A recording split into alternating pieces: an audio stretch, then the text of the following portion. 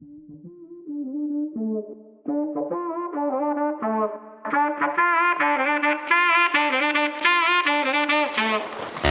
up this morning with a gun to my head.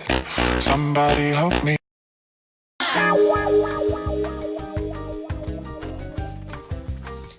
Привет, Энджи. Здравствуй, Кристи, крошка. Вау, какая шуба. Дай угадаю. Неделя моды в Милане. Нет, не подсказывай. Неделя моды в Париже. Нет, это неделя без отопления у меня дома. Да, я чувствую, что это прохладно. А почему ты не включишь камин? Вау, Кристи, какая ты умная. Господи, как бы я без тебя жила. Кристи, милая, ты не знаешь, где у него кнопка? Может быть, внутри? Кристи, ты знаешь, я думаю, если бы она была внутри, она бы сгорела. Ты гениальная.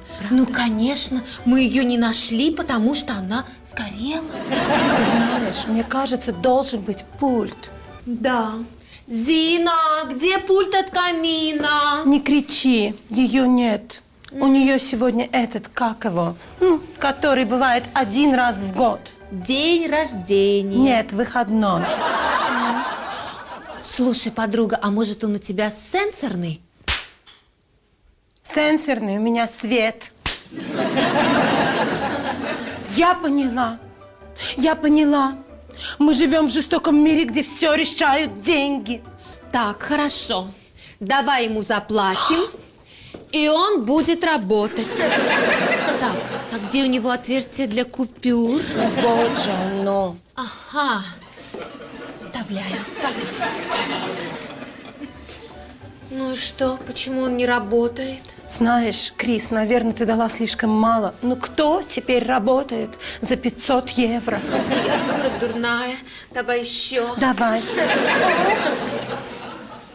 Но он опять не работает. Ты знаешь, теперь, мне кажется, ты положила слишком много. Когда у кого-то много денег, тот никогда не работает. Я не знаю, что делать, Энджи. Боже мой, мои нервы. Боже, как тяжело нам живется. Все, я больше не могу. Я звоню мужу. Правильно, звони.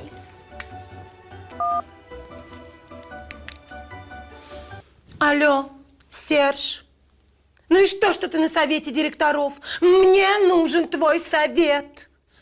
Скажи мне, пожалуйста, как включать камин? Поняла. А как включать мозги? Он мне сказал, возьми какую-нибудь бумагу, спички и зажги. Ну, теперь все понятно.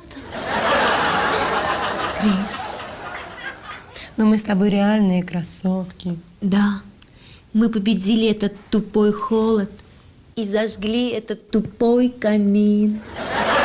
Крис, какое теперь дорогое отопление. Проще себе купить еще одну шубу. Боже, Крис, Серж меня обвиняет, что я транжира.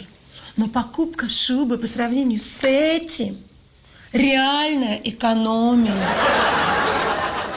Ну что, идем за шубой? Конечно, бежим. Господи, какие мы экономим.